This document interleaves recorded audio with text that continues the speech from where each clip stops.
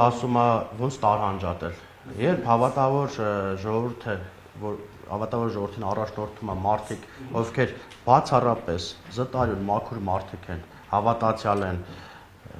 եւ իրենց առաջնորդության ընթացքում ոչ մի ուխտ չեն խախտում, ոչ մի Աստվածաշնչից դուրս ոչինչ չեն անում, իշխանություն չէ, ով ուզում լինի, ոչ մեկը չի կարող, ուղղակիորեն չի կարող խառնվել եկեղեցու գործերին, Շրջան հարցը թույլ տվեք պատասխանել։ Բայց երբ ասում եք ոնց եք ընտրելու եւ այլն, այդ կորոշի հավատավոր ժողովուրդը ըստ էության ու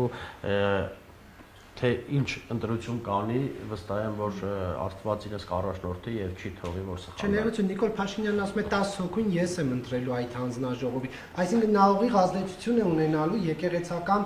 հարցի, այն էլ կարևորագույն հարցի վրա ազդեցություն ունենալու։ Սա դուք չեք համարում խնդրահարույց։ Իհարկե չեմ համարում, ցանկացած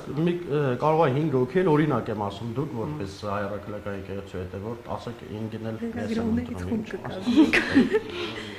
Հա, եւ կարող եք, իհարկե, ես